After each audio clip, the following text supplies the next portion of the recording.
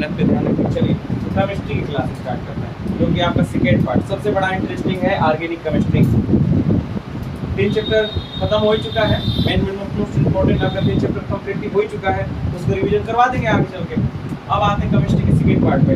इसको छोड़िएगा मत एक भी नहीं तो आप घबरा जाइएगा भैया, पहले बता दें। ऑर्गेनिक केमिस्ट्री अगर आप छोड़िएगा और साथ साथ सारा क्वेश्चन ऑर्गेनिक केमिस्ट्री से ज़्यादा 60% उठा के देता है ऑर्गेनिक। ठीक है, जो आपकी क्लास है वो है ऑर्गेनिक केमिस्ट्री से संबंधित।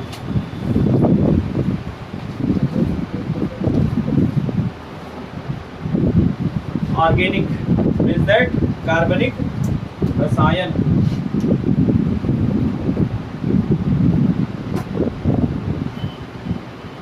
अभी तक हम क्या पढ़ रहे थे?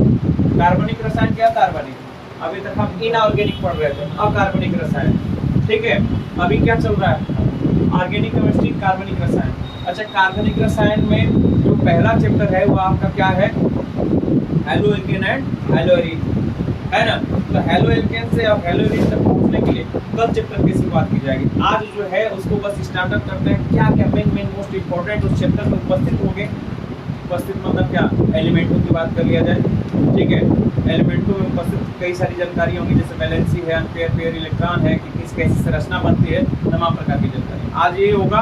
कल से आप क्लास स्टार्ट करेंगे हेलो एल्केन, थोड़ी बहुत जानकारी दे भी देंगे कि हेलो एल्केन हेलो एरीन होता क्या है। ठीक है, और हेलो एल्केन हेलो एरीन के बारे में जानने के बाद कई सारे जो हमारे केमिस्ट थे उन्होंने कई सारा रिएक्शन प्रकट किया था उसमें।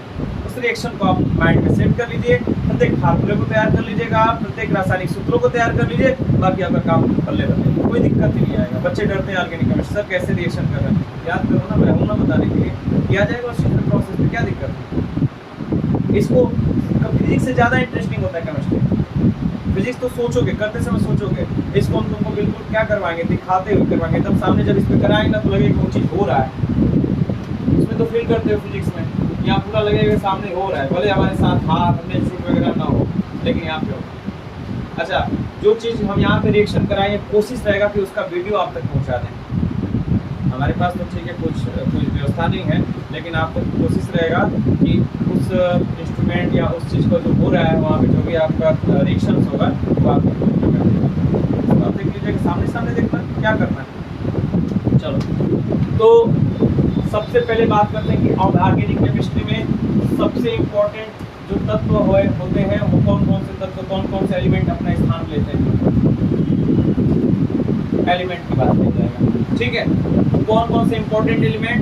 तो भाई साहब, आपसे अगर कोई पूछता है कि कार्बनिक और अकार्बनिक में अंतर क्या है, तो आप 2 शब्द बताइएगा कि ऐसे, जैसे कि आपके पास 2 पदार्थ दे दिया, 2 कंपाउंड्स हो गए, 2 मटेरियल हो गए, तो जिसमें कार्बन की मात्रा दिखाई देती है वो कार्बनिक रसायन होता है, जिसमें कार्बन की मात्रा नहीं होती है उसको क्या कहते हैं? अकार्बनिक, इनऑर्गेनिक। तो दिक्कत है ना? तो आपसे पूछेगा कार्बनिक रसायन किसे कहते हैं, तो कहेगा कि कार्बन रसायन विज्ञान की वह शाखा जिसके अंतर्गत हम कार्बन से संबंधित पदार्थों का अध्ययन करते हैं। बात समझ में आ रहा है? उसी को क्या कहते हैं? कार्बनिक रसायन। साधारण सा आपको उस पर टिप्पणी दे सकते हैं, ज़्यादा डीप में नहीं जाना है, सिर्फ कार्बन से रिलेटेड होने चाहिए जो भी हमारे पदार्थ। कार्बन से नहीं रहेगा वो कार्बनिक नहीं। तो इसमें सर्वप्रथम एलिमेंट में देखिए थोड़ा सा तरीके से लिखा जाएगा, जो कि मैंने आपको बहुत पहले भी बताया था, जैसे कि हाइड्रोजन होता है, हाइड्रोजन। ठीक है, तो इसको जानने से पहले कुछ और करवा दे क्या? चलो ठीक है, नहीं यही रहना। हाइड्रोजन हो गया, उसके बाद आप कार्बन को ले लीजिए, जो मोस्ट इम्पोर्टेंट वहाँ पे आपको दिखाई देंगे। भैया अगल बगल से पूरा कटा दिया तो उन पर ध्यान नहीं देना। इम्पोर्टेंट जो है आपके पास सिर्फ 5 या 6 एलिमेंट्स हैं, जो कि पूरे पीरियड टेबल में आ जाके देखना, तो बुक ओपन करके देखना कि जो यहाँ पे एलिमेंट में लिखने जा रहा हूँ उस बुक में इन एलिमेंटों की संख्या कितनी बार है। समझ आ रहा है? इसके अतिरिक्त कोई दिया है तो वो कितनी बार दिया है। ठीक है, तो कल आपसे क्वेश्चन में पूछूंगा कि आपने क्या देखा उस बुक में, क्या एलिमेंट वो दिख रहे थे कि नहीं दिख रहे थे। ठीक है, ये आप बात जरूर बताइएगा। तो हाइड्रोजन हो गया, कार्बन हो गया, नाइट्रोजन हो गया, ऑक्सीजन हो गया, और हेलोजन देखा आप जानते हैं कि किस परिवार में, हेलोजन परिवार में क्या होता है? क्लोरीन होता है, क्लोरीन होता है, ब्रोमीन होता है और आयोडीन होता है। अब यहाँ से जाने से पहले एक चीज आपको मैं प्रोसेस समझा दूं कि जब कार्बन से कोई हाइड्रोजन रिएक्शन करता है तो हाइड्रोकार्बन बनाता है।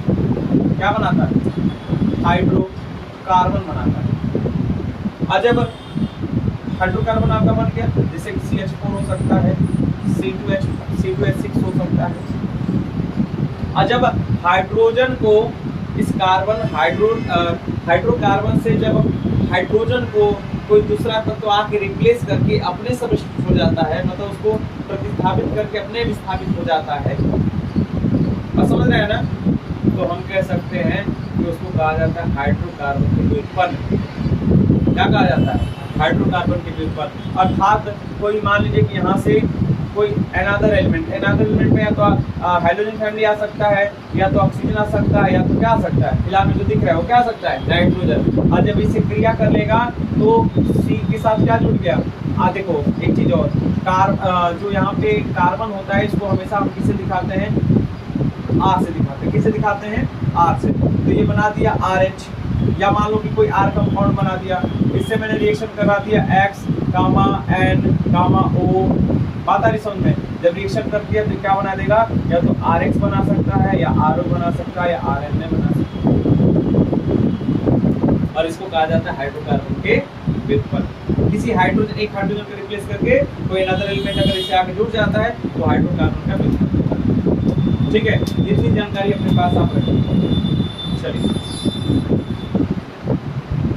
और एक चीज मैं आपको बताना चाहता हूँ, सबसे मेरी पुरानी एक वीडियो है जो IPC ने लगभग कहीं ना कहीं जाके पहुंचाया हूँ उसमें, आप उसको कल पढ़ के आएंगे। मैं लिंक शेयर कर दूंगा आपके ग्रुप में, उसको आप बिल्कुल पढ़ के आइएगा।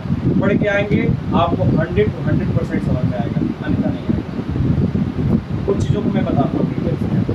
तो एलिमेंट समझ में आ गए ना, क्या क्या भाग लेगा इस ऑर्गेनिक केमिस्ट्री में। सबसे पहले प्रथम इसका स्थान हम देते हैं उसमें। उसके बाद इनकी कुछ डिटेल्स आप अपडेट कर लीजिए, जैसे कि कह सकते हैं कि वायतन कोश में इलेक्ट्रॉनों की संख्या कितनी होती है? तो वैलेंस शेल इलेक्ट्रॉन, वायतन कोश में इलेक्ट्रॉनों की संख्या कितनी होती है? तो हाइड्रोजन की जो वायतन कोश में इलेक्ट्रॉनों की संख्या होती है वो कितनी होती है? एक ही होता है। कार्बन का कितना होता है? 4 होता है। नाइट्रोजन का कितना होता है? 5 होता है। इसका कितना होता है? 6। इसका कितना होता है? 7। अब वैलेंस शेल इलेक्ट्रॉन में पेयर और अनपेयर इलेक्ट्रॉनों की संख्या ज्ञात करनी होती है। अब अनपेयर और अनपेयर इलेक्ट्रॉन की संख्या किससे हमें फाइंड आउट होगा? तो वो होता है लूज डॉट स्ट्रक्चर के द्वारा। तो हम इसके बाद लूज डॉट स्ट्रक्चर का, लूज डॉट स्ट्रक्चर मतलब जानते हैं क्या कह रहा है? लूज ने अपना स्ट्रक्चर दिया, स्ट्रक्चर मतलब संरचना बताया। बोला था कि डॉट इलेक्ट्रॉन जो है ना, ये वायतन कोश में, वायतन कोश मतलब कोई ये नाभिक है, मान लीजिए कि हाइड्रोजन का ही नाभिक है, और इसके वायतन कोश में कह सकते हैं कि एक एनर्जी सेल का बनता है ना, और इसका इलेक्ट्रॉन कितना होता है? ये बोला कि इसी इलेक्ट्रॉन को वायतन कोश, इसके लिए वायतन कोश यही है लास्ट एनर्जी सेल इसका हाइड्रोजन का। तो कह रहा है कि यहाँ पे जो वायतन कोश में इलेक्ट्रॉन उसको डॉट के रूप में लिखते हैं। कहाँ पे लिखते हैं? तो उस प्रतीक को नीचे लिख लीजिए, और इसके बगल में उस इलेक्ट्रॉन को किसके रूप में लिखे? डॉट के रूप में। तो कार्बन को किसके रूप में? 1, 2, 3 और 4। बोला था उन्होंने कि अगर इलेक्ट्रॉन आपके पास है उसको चारों दिशाओं में डॉट के रूप में रखिए। ठीक है, तो आपने रख दिया। वैसे नाइट्रोजन की बारी आई, 1, 2, 3, 4, लेकिन कितना है? 5। तो बोले कि अब, तो बोला उन्होंने कि अधिक से अधिक 2 इलेक्ट्रॉन हो सकते हैं साथ में, चारों दिशाओं में अधिक से अधिक आप 2 का पेयर बना सकते हैं, 2 से अधिक नहीं आप कर सकते। तो कितना आप कर देंगे? 1, 2, 3, 4 और 1, 5। ऑक्सीजन के लिए क्या किया जाएगा? 1, 2, 3, 4, 5 और 6। और हाइड्रोजन फैमिली में जितने भी एलिमेंट हैं उसको आप सामने रखिएगा, तो 1, 2, 3, 4, 5, 6 और 7 इलेक्ट्रॉन डॉट के रूप में मैंने इसके दिखा दिया चारों। कोई दिक्कत यहाँ तक क्लियर है? अब फाइट है तो ऊपर जो कहीं भी रख सकते हैं, कहीं भी आप रख सकते हैं। आपको डायरेक्शन भरने का तरीका आप यहाँ से भी चालू कर दीजिए, 1, 2, 3, 4 और 5। समझ में आ रहा है ना? आप कहीं से भी चालू करिए, कोई फिक्स नहीं कि हम यहीं पे रखेंगे या फिर यहीं से हमारा चालू। अब बात आ गई कि जब लूज डॉट स्ट्रक्चर करती है तो उन्होंने बताया था कि पेयर और अनपेयर इलेक्ट्रॉनों की संख्या कितनी है। तो पेयर इलेक्ट्रॉन मीन्स दैट कि युग्मित किसे कहते हैं? जब दो इलेक्ट्रॉन पास में होते हैं इसको युग्मित कहा जाता है। अयुग्मित किसे कहते हैं? जब सिंगल इलेक्ट्रॉन होता है उसको अयुग्मित अनपेयर इलेक्ट्रॉन कहते हैं। तो इसकी जब बात आती है तो कहते हैं कि यहाँ पे कोई युग्मित है नहीं है, तो यहाँ पे क्या हो जाएगा 0। यहाँ पे कोई युग्मित है नहीं है, सब के सब क्या है अयुग्मित ही ना, अनपेयर है ना। क्या बच्चा बोल रहा है कि जैसे यहाँ पे पेयर और अनपेयर इलेक्ट्रॉनों की चर्चा करेगा। तो पेयर इलेक्ट्रॉन किसे कहते हैं? जहाँ दो इलेक्ट्रॉन एक साथ हो ना उसको पेयर कहते हैं, ठीक है। और जहाँ सिर्फ सिंगल इलेक्ट्रॉन हो उसको क्या कहा जाता है? अनपेयर। अच्छा एक बात है कि हाइड्रोजन के पास कहीं पेयर इलेक्ट्रॉन दिखाई दे रहा है, सिंगल इलेक्ट्रॉन है नंबर तो कुछ नहीं है, तो क्या पेयर इलेक्ट्रॉन हो सकेगा? 0 करेंगे, तो है ही नहीं यहाँ पे। वैसे कार्बन के पास भी क्या है? नहीं है, तो क्या लिखेंगे? 0। नाइट्रोजन के पास एक पेयर दिखाई दे रहा है, तो क्या लिखेंगे? 1। ऑक्सीजन के पास 2 पेयर है, तो लिखेंगे 2। हाइड्रोजन के पास कितना दिखाई दे रहा है? 3 है, तो लिखेंगे 3। अब बात आती है अनपेयर इलेक्ट्रॉनों की संख्या। अयुग्मित इलेक्ट्रॉनों की संख्या बताइए, अयुग्मित इलेक्ट्रॉनों की संख्या बताइए। तो जो सिंगल इलेक्ट्रॉनों को अयुग्मित इलेक्ट्रॉन कहलाता है। तो हाइड्रोजन के पास कितना सिंगल? 1। कार्बन के पास, नाइट्रोजन के पास, इसके पास, इसके पास, कोई दिक्कत? पेयर अनपेयर ये लर्न आपको याद करना पड़ेगा, मैं तरीका समझा रहा हूँ। तो अगर ये याद रहेगा तो इसका एटॉमिक नंबर याद रहेगा, तो इलेक्ट्रॉनिक कॉन्फ़िगरेशन कर लेंगे। इलेक्ट्रॉनिक कॉन्फ़िगरेशन के बाद हम उसमें इलेक्ट्रॉनों की संख्या ज्ञात कर लीजिए, फिर कुछ स्ट्रक्चर करिए, फिर पेयर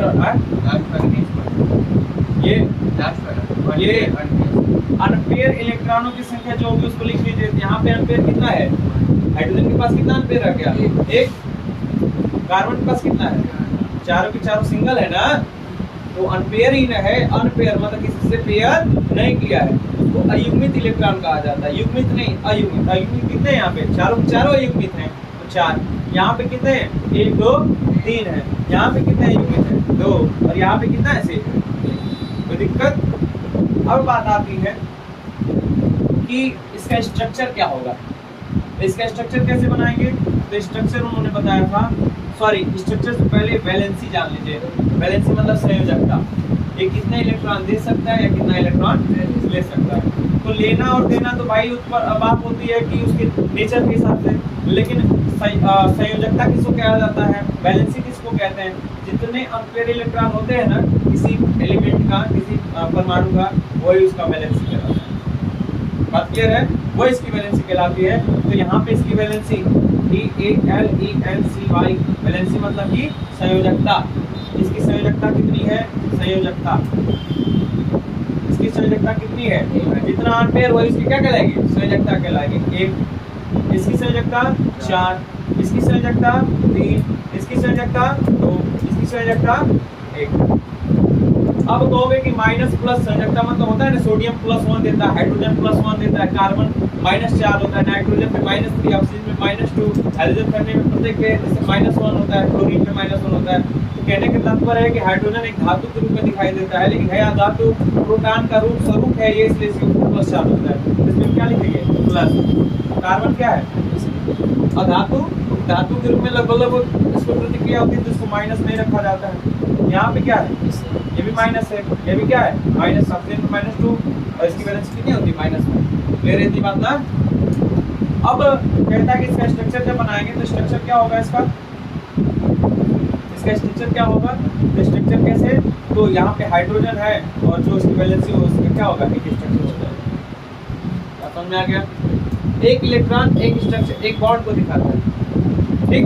उसके बाद यहाँ पे कार्बन पे 1 2 3 और 4, नाइट्रोजन पे 1 2 और यहाँ पे क्या हो जाता है? पेयर हो जाता है, होता है ना ऐसा। और यहाँ पे ऑक्सीजन पे 1 और 2 और यहाँ पे क्या हो गया? 2 पेयर हो जाएगा। और यहाँ पे हाइड्रोजन पे क्या होगा? 1 2 3, ये आपका 3 क्या हो जाएगा? पेयर। मतलब ये स्ट्रक्चर ये दिखाता है कि हाइड्रोजन किसी भी दूसरे एलिमेंट से जुड़ेगा तो एक बंध से जुड़ता है। कार्बन अपने अंदर 4 बंध से जोड़ सकता है किसी को, या किसी से जुड़ सकता है या किसी को जोड़ सकता है, या 4 अलग अलग एलिमेंटों पदार्थों को भी क्या कर सकता है? जोड़ सकता है। बात क्लियर हो रहा है? और नाइट्रोजन का क्या होगा? नाइट्रोजन 3 क्या कर सकता है, 3 बंध से किसी से क्या होगा, जुड़ सकता है, या किसी 3 पदार्थों को आपस में जोड़ सकता है। ऑक्सीजन किससे, 2 बंध से, और हाइड्रोजन किससे, 1 बंध से। एक के अतिरिक्त उससे अधिक नहीं होगा। अगर ये आपको बिल्कुल क्लियर है तो आपके लिए ऑर्गेनिक केमिस्ट्री कहीं ना कहीं 10% क्या हो गई, आसान हो। ठीक है, अब आज बोलिए रहने दे कि आगे ले जाने दे। अगर आप रहने देते हैं इसमें तो कल आपको अभिक्रिया की कोटि पढ़ाएंगे।